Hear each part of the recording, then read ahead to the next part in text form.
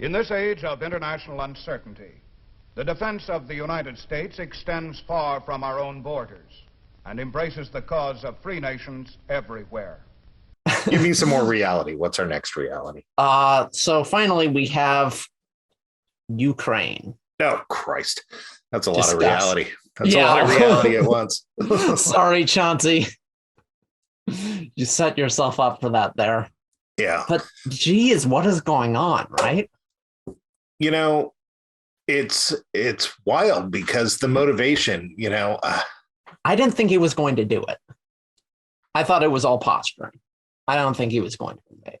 Well, I didn't even understand why it would be posturing. What is the advantage of doing that? We're just going to go bully the Ukraine for a little bit. Yeah, high fives, right on. That'll be cool.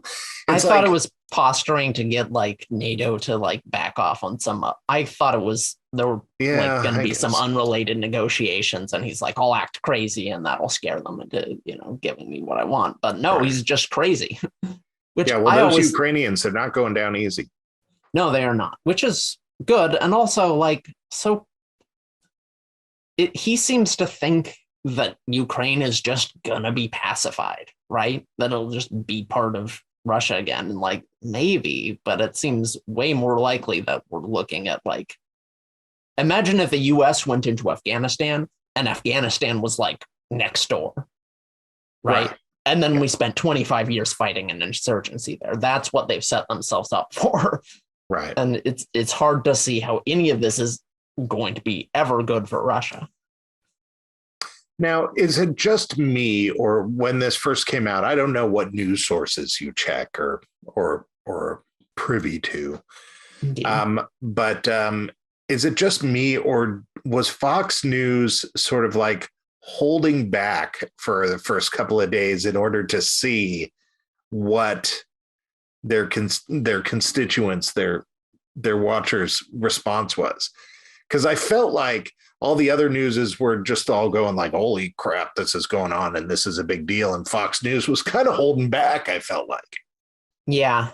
I mean, I know that Tucker Carlson has been that guy's an idiot. Well, yeah, but he's been show me a right-wing pundit and I'll tell you that they're an idiot. I think Carlson is worse than most, but he has been very Putin is not that bad. He's not a big deal. And what he's doing is reasonable. So I think there is a segment of mostly the sort of alt-right who like Putin and basically think that.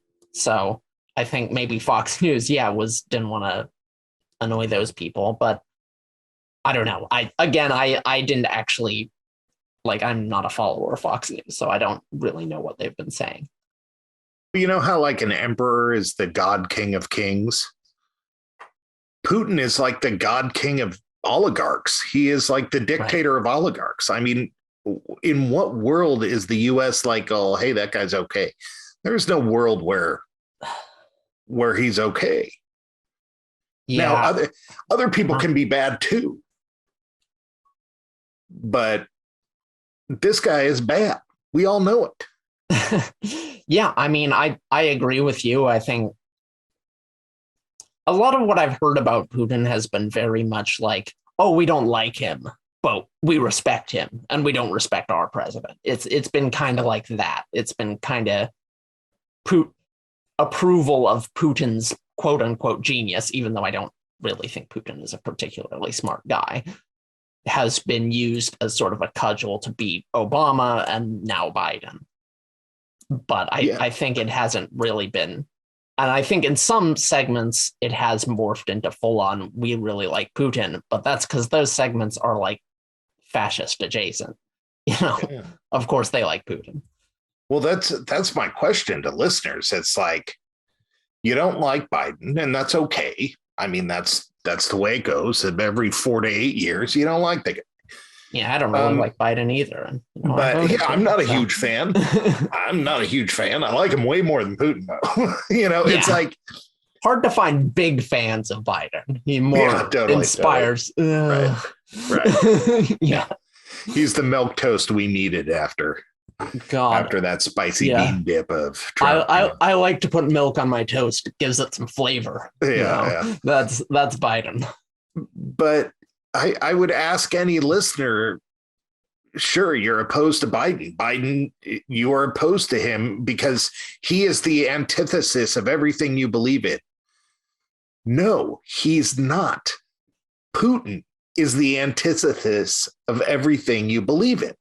Biden is just way off the mark, in your opinion. Putin is actually the opposite of what you believe in. Anti-free capitalism, anti-free elections, anti-voting rights, anti-education choice, all those things that the right is arguing about. He's not your guy, you know? Yeah. I will say, like, Putin is definitely a capitalist. He's definitely a crony capitalist. Well, right? I mean, he's a capitalist as much as somebody says I'm a capitalist where I'm going to rig the game so that only I win. I mean, every capitalist. No. That's how every capitalist who has gotten in charge has behaved. Act or how they misunderstand the system, but that's not what capitalism means, you know? Oh, well, we talked about this a few weeks ago. It's like, and we were talking about, these communists weren't real communists. My opinion is, if every communist has behaved in a certain way, that's what communism is. And I think that's true of capitalism too. I think crony capitalism, regulatory capture, yeah, they're not part of the theory, but it's inevitable. It's happened to every capitalist society. And I think, you have to at some point say, maybe that's just what capitalism is. For those who can take the supreme voyage into the realistic realm of sheer terror, the terror of beautiful women who meet sudden, brutal horror at the hands of a blood psycho gone berserk. The night of bloody horror. Keep telling yourself, it's only a picture. See the night of bloody horror.